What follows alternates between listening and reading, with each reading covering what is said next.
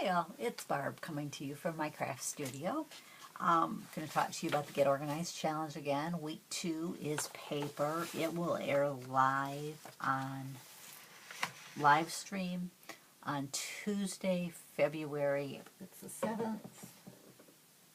Yes, the 7th. At 3 o'clock p.m.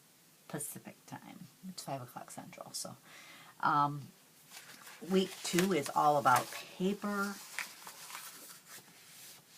and sorting and organizing it. The homework for the week is to create an organized only space in your craft or storage area. That's an area where you can put your newly organized stuff into, and it can start out really small because as you sort through stuff, you'll gain space and you can grow into that area then. The first week you basically need somewhere you can put the paper that you're going to sort, so kind of know where your paper storage is going to go, and that will be your organized only space. It can be as simple as a shelf on a bookcase that you know you're going to store your paper in. If you have cube storage, cubes that you know your storage is going to go in. You get the idea. Just some things like that. Choose a storage tool for your paper. How are you going to store your what are you going to store your paper in? I use some wooden inserts for my Kallax cubes that my father-in-law made the inserts for me. They're very similar to Stamp and Storage, I think is the name of the company. I actually seen, I think it was theirs online, and I asked my father-in-law. I said, could you do something like this? Because I couldn't afford to buy theirs. That's way out of my budget area. If I just, buy the supplies, could you make them? And he says, yeah, I can do that. So he made me 2. He made me more than that originally, but I forgot to tell him that they had to fit 12 by 12, so the first few weren't big enough. I still use those, and my daughter took a couple of them and uses them in her classroom for sorting her kids in her class's projects, so we used them, but he had to then make me 2 more for my 12 by 12 paper, and I store all my paper together. So, and I also use some of the Totally Tiffany paper junkie boxes, which are the cardboard, and the paper handler ones, which are kind of plastic. So I have a few different things I use to store paper in. You should create templates or dividers for sorting. I didn't do that a whole lot because when the first time I sorted, we were in the middle of a remodeling project in the house, so I just had envelopes and would go through my stuff. I had to go through it multiple times and sort out so much. I'd like do my A's, my B's, whatever, For colors, it was a little easier because you could just have a divider for each color and sort them down. Sort at least 8 inches of paper this week, and I know most of us probably have way more than 8 inches, but she does assign more paper throughout the challenge. This week, it's important to remember it's 8 inches of paper. It is not sort every piece of paper you own. That's way too much to take on in probably the whole challenge, let alone 1 week. Sort your scraps. Throw away anything that doesn't meet your minimum requirements. Tiffany suggests 6 by 12. I go larger than that.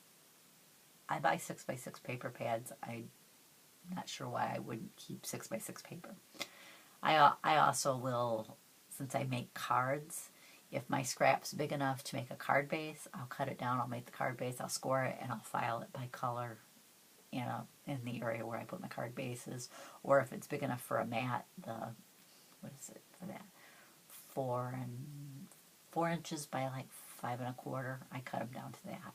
And I file those by color so that when I'm making cards, I can just go pull a mat and pull a card base out, and it makes putting them together quicker. And then I have an envelope that for each color that I put the scraps in. If I notice the envelope's starting to get too full for any one color, I go through it and I get rid of some of it. And I think that's important to kind of keep up on your scraps because, let's face it, most of us probably keep more scraps than we will ever use in our lifetime.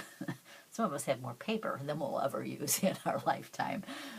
But you know, those Michaels pads are just too hard to resist. Put your newly organized paper into your organized only space. Post your progress report on the Facebook group or email it in if you don't belong to Facebook. And then when you complete that challenge, celebrate with reward number 2.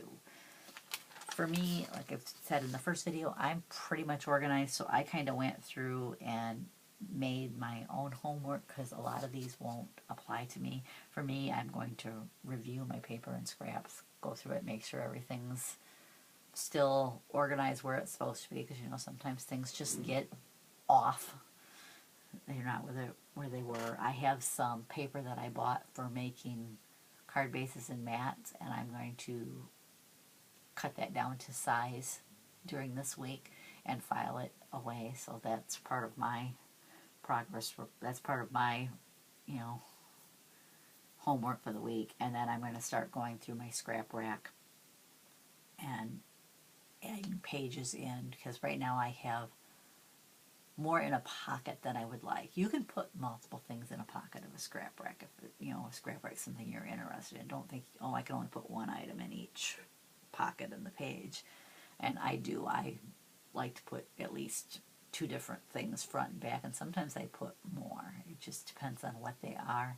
But mine have gotten overly full just because I didn't have the budget to add pages, and for Christmas I got some pages, so I want to go through and add those pages in. So I want to go through a little bit of my scrap rack every week of the challenge and add pages in until I run out of pages, which I'm hoping I get all the way through it. So this week I'm hoping maybe to get through at least my alphanumeric section, maybe more, because my alphabets I actually think are in fairly good shape. I don't think they're overstuffed like some of the themes are.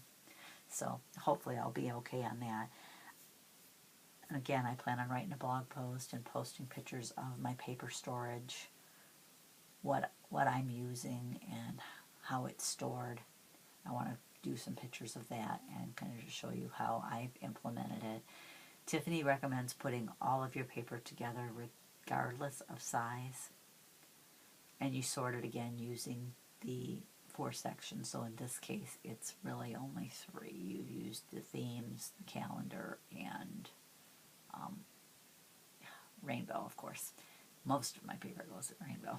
I do have themes and calendar paper, obviously, but and with pattern paper that's not a theme, she says put that in the color, the predominant color. I do have a section at the end of my rainbow labeled clear and multi. I have both of those sections. I put my vellum paper in the clear section, and multi, if one color didn't pop out at me, like I have some paper that has stripes of multiple colors. There's not really one color that pops out at you. So I put that in that section. But I know to look there if I can't find what I'm looking for in the regular section, I go to that section and look each time. Paper is usually where I start. I do store my 12 by 12 and my 8.5 by 11 together. Now I store my card bases in a separate place because when I'm working on cards, that's where I'm going to go. I'm not going to go to my regular paper area.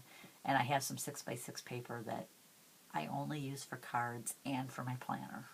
So I keep those separate in little bins so that when I'm working on either of those projects, I can just grab a bin and put it on my desk. I have 2 bins. One's like colors and themes, and the other one's calendar. So I just grab whichever one, because I know if I'm working on a Christmas project that I need Christmas paper, so I'll grab the Christmas themed. I'll grab my calendar's themed one and have all my Christmas paper together, and same with the other ones. I just like to be able to grab that, put it on my desk, and just work away on either my planner or my cards. But that's how I do it. You can definitely sort it into the other system. You have to modify the system to how you craft. So do what works for you, because you're the one using your craft room. And I do say for people just starting the organization, if you're really not sure what works for you, try Tiffany's way, see if that works. And sometimes trying the wrong system makes us learn about ourselves, and then we can go, oh, I know what might work, and switch to that. You know, people ask questions on the thing, which I totally get. Yeah, and it's okay to get other people's input, but don't get bogged into there's a right way and a wrong way. The only way it's right or wrong is if it's right if it's working for you, and it's wrong if it's not. You know, I know sometimes you just get to that block where you're like, I have no idea where or how I should do this. Well, then the input's good, and if you see somebody's ideal that goes, oh, I think that might work for me, then try it. But if it doesn't work for you, don't be stuck into thinking, oh no, I have to do it this way. Throw it out, do something else. Give it a fair shot, but throw it out and move on if it doesn't work. That's all I pretty much have on paper. Like I said, I will post pictures, and I'm thinking I might even do a real short video kind of reviewing my paper area. That's a little harder for me to do because I only have my iPad as a camera, so sometimes trying to go around and show things gets kind of hard, trying to hold the camera and move things out. I should make my husband film, but I don't really feel comfortable having him do that. I know, silly, but that's me. Well, thanks for joining me. I hope you find I hope you find the information about the Tiffany's Get Organized Challenge and the system useful, and I hope you find my take on how I use it to be useful too. But anyways, the system, I love it. It's why I do these. I'm in no way connected with the Totally Tiffany company or brand. I don't get any kickback on these things. I just share the system because I love the system. It works for me. I go into my craft room now and I'm happy. Sometimes I just walk in and just look at it. I mean, it makes me happy now, and I enjoy crafting again. Sometimes I still can't get in that, creative frame of mind and go in and craft, but when I do, I enjoy it. And that's what's most important, is that you bring the joy back into the things you do. Well, thanks for joining me. I'll catch you next time.